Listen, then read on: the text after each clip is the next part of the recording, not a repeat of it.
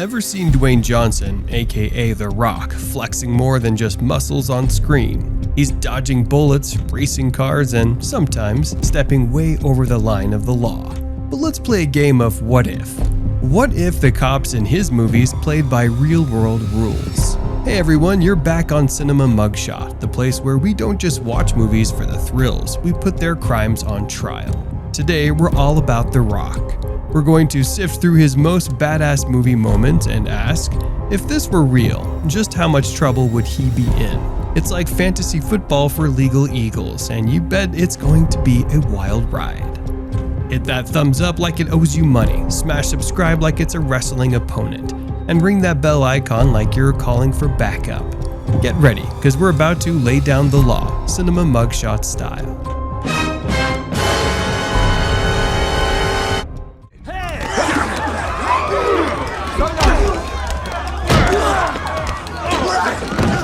Chris Vaughn's brand of justice is as unyielding as it is unlawful, especially when he delivers his own version of punishment. Assault and battery up to 5 years in prison and/or fines. In the intense scene from Walking Tall, Chris Vaughn, played by Dwayne Johnson, takes matters into his own hands within the walls of a casino. This violent encounter, while meant to root out corruption, is a stark instance of assault and battery.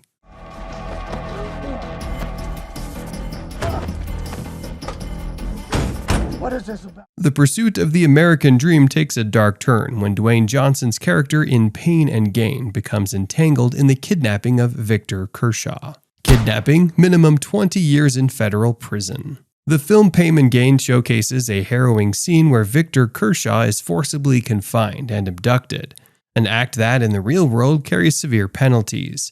Kidnapping convictions often result in decades behind bars, a testament to the gravity with which the justice system views the violation of personal freedom. Marvin Thompson cows.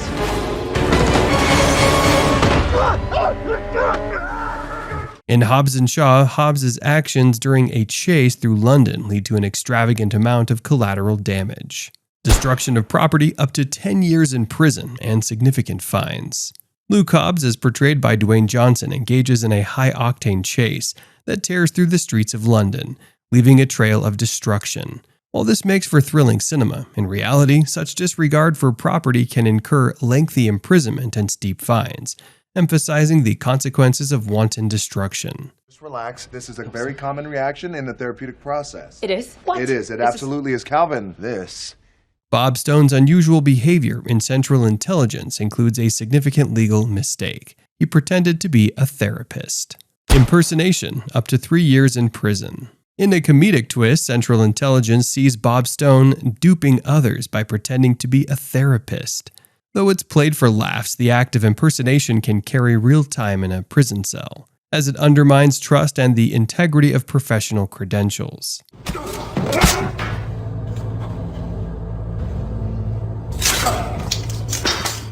In Faster, vengeance drives Johnson's character to a grim resolution: murder. Murder, life in prison without parole or death penalty. The stark and cold-blooded act of murder committed by Johnson's character, known simply as Driver in Faster, starkly contrasts the lines between justice and revenge. If such a case were tried, the outcome would be life without the possibility of parole, or even the death penalty, the most severe punishments afforded by the legal system.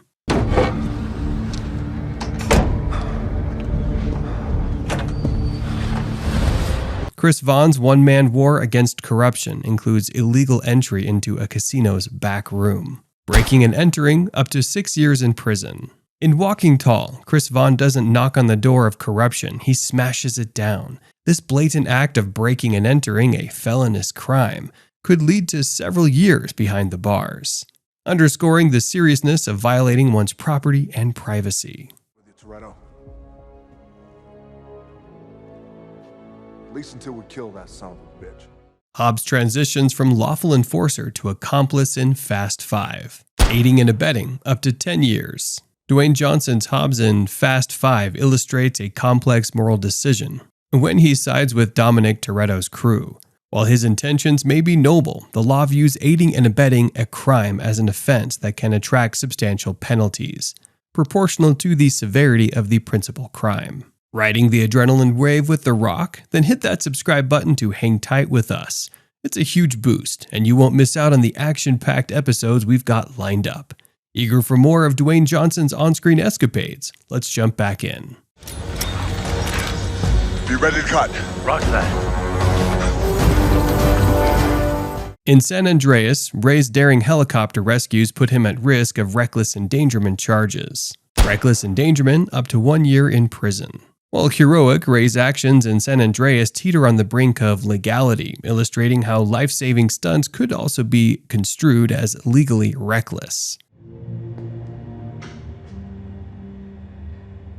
I understand your business is complicated. In the film Snitch, Johnson's character, John Matthews, gets involved in the dangerous world of drug trafficking to reduce his son's prison sentence. Drug trafficking, minimum 10 years in federal prison. As John Matthews in Snitch, Dwayne Johnson portrays a desperate father whose involvement in drug trafficking illustrates the perilous lengths one might go to save family. Such criminal activity, while portrayed with sympathetic motives, is met with lengthy mandatory sentences in the justice system.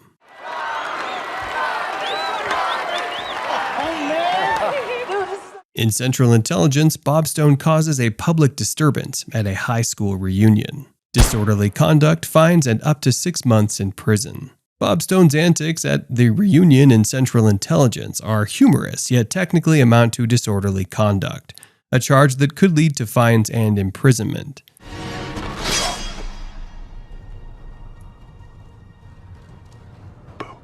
In The Scorpion King, Matthias engages in numerous battles, wielding an assortment of deadly weapons, including swords, axes, and maces. Possession of illegal weapons, up to 6 years in prison.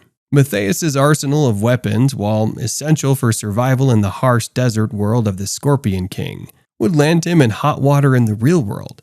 Possession of illegal weapons can result in varying penalties depending on the jurisdiction, but it's safe to say that Matthias would be facing some serious legal trouble.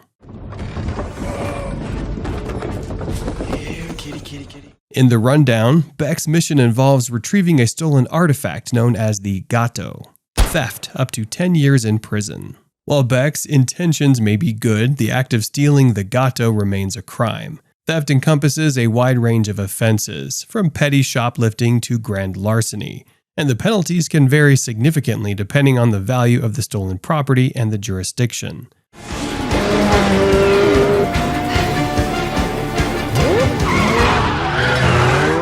Hobbs in Fast and Furious 6 engages in a high-speed chase through the streets of London, disregarding traffic rules and endangering lives. Reckless driving, up to 6 months in jail and/or fines. Hobbs' disregard for traffic laws and safety in Fast and Furious 6 falls under the category of reckless driving. This offense can result in jail time, fines, and even license suspension, as it poses a significant risk to other drivers and pedestrians. Rubber bullets. Big mistake. In The Fate of the Furious, Hobbs is involved in a massive prison break, a sequence fraught with violence and chaos. Prison break, up to 25 years in prison. The prison escape in The Fate of the Furious is a cinematic spectacle, with Hobbs in the thick of the action. Despite his typically lawful character, involvement in a prison break is a serious felony that could lead to a quarter-century of additional incarceration. And just like that, we're at the end of our wild ride with Dwayne "The Rock" Johnson.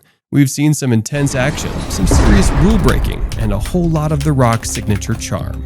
But when the dust settles and the law steps in, our tally hits hard. 112 years and 6 months behind bars, plus the looming shadow of the death penalty. It's a heavy dose of reality for these adrenaline-fueled flicks. So, what do you think? Seeing The Rock's roles through the lens of the law, does it change the way you watch him save the day or break the rules? Smash that like button if we've rocked your perspective, and don't forget to hit subscribe to Cinema Mugshot. We've got plenty more where this came from, breaking down the big screen to bring you justice episode by episode.